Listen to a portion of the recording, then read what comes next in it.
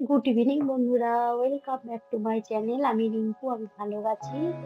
তো তোমরা যে যেখান থেকে আমার ভিডিওটা দেখছো, আশা করছি তোমরাও ভালো আছো। তো বন্ধুরা, আজকে আমি রান্না করব রাঁধুনি ফোড়ন দিয়ে পুঁই শাকের তরকারি।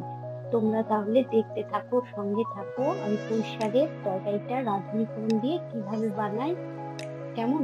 আর এই পুঁই শাকের তরকারিটা রাঁধুনি ফোড়ন দিয়ে রান্না করলে খুব সুন্দর লাগে, খুব টেস্ট লাগে। গরম ভাতের সঙ্গে এই তরকারিটা থাকলে আর কিচ্ছু লাগবে না। তো চলো বন্ধুরা, আর তোমাদেরকে একটা কথা বলি, যারা নতুন দেখছো আমার এই ভিডিওটা, তারা একটু আমার চ্যানেলটাকে সাবস্ক্রাইব করে রেখো, পাশে থাকা বেল আইকনটি প্রেস করে রেখো, তাহলে নতুন কোনো ভিডিও আমি পোস্ট করলে তোমাদের সামনে পৌঁছে যাবে। তো দেখো, আমি পুঁই, আলু, পটল, কুমড়ো কেটে নিয়েছি, ধুয়ে পরিষ্কারও করে নিয়েছি। তো এই দেখো, এখন আমি কড়াই বসিয়ে দিয়েছি। কড়াইয়ে দিয়ে দিলাম সর্ষের তেল, আর সর্ষের তেলের মধ্যে দিয়ে দিলাম 2টো শুকনো লঙ্কা, আর দিয়ে দিচ্ছি রাঁধুনি। এই রাঁধুনিটা ফোড়ন হিসাবে দিলাম। তো এবার এটা একটু হালকা ভেজে নিই। এবার আমি দিয়ে দেব কয়েকটা রসুন। এবার রসুনটাও একটু ভাজা ভাজা হয়ে যাক, একটু লাল লাল হবে। তো একটু পেঁয়াজ আর কাঁচা লঙ্কাও দিয়ে দিলাম, 3টে কাঁচা লঙ্কা আর একটু পেঁয়াজ, ওই একটা পেঁয়াজকে কুচি করে দিয়ে দিয়েছি।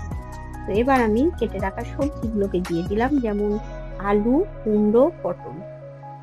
তো এখন সবজিগুলোকে একটু ভেজে নিই। তোমরা সবাই দেখতে থাকো, সঙ্গে থাকো।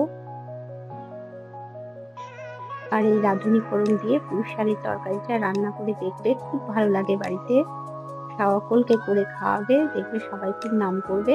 আমি তোমাদের সঙ্গে গল্প করতে করতে আবার একটু লবণও দিয়ে দিলাম। তো দেখো, একটা টমেটো দিয়ে দিয়েছি।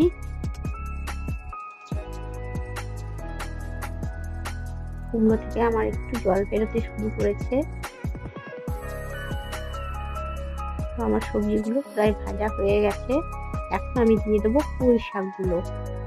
তো পুঁই শাকের মধ্যে আমার কিছুটা আনাজ রয়ে গেছে, কারণ আমি কাটার সময় একসঙ্গে কেটে রেখেছিলাম, ওই জন্য।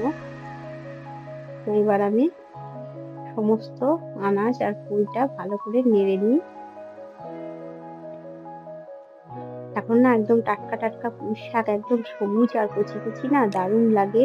এরকম ভাবে তরকারি বানিয়ে খেলে খুবই সুন্দর লাগে। তো এবার আমি একটু হলুদ দিয়ে দিলাম, আর দিয়ে দেবো একটু লবণ। হলুদটা দিয়ে একটু নেড়ে নিই, তারপরে দিয়ে দেবো একটু লবণ।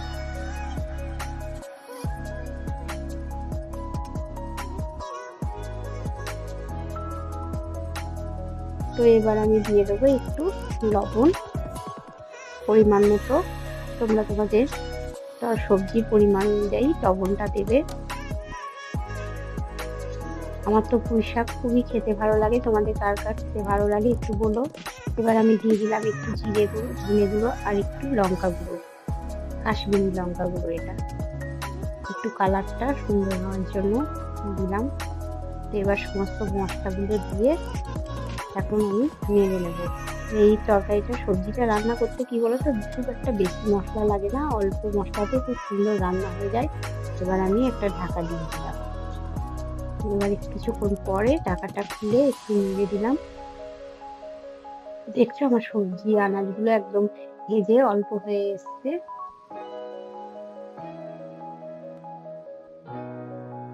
তো জলটাকে একটু মেরে নিই।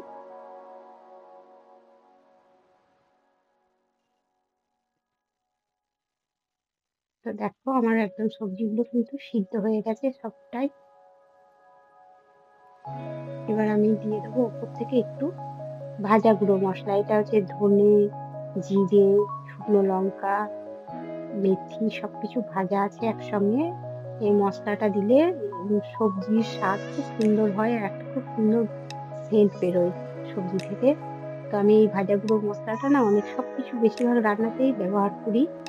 মাছের ঝোলে লাস্টে দিয়ে দিলে খুব সুন্দর লাগে, বা কোনো সবজি, নিরামিষি সবজি আমি এটা বানিয়ে রেখে দিই। তো এই দেখো, আমার এখন সবজি একদম রেডি। এখন আমি একটা পাত্রে তুলে নিই। তো বন্ধুরা, তোমাদের কেমন লাগলো আমার পুঁই শাকের সবজিটা একটু কমেন্ট করে বলবে। তো এই দেখো আমি সবজিটা এখন একটা পাত্রের মধ্যে তুলে নিলাম। তোমরা কে কে পুঁই শাকের তো সবজি খেতে ভালোবাসো একটু কমেন্ট করে বলো কেমন বন্ধুরা।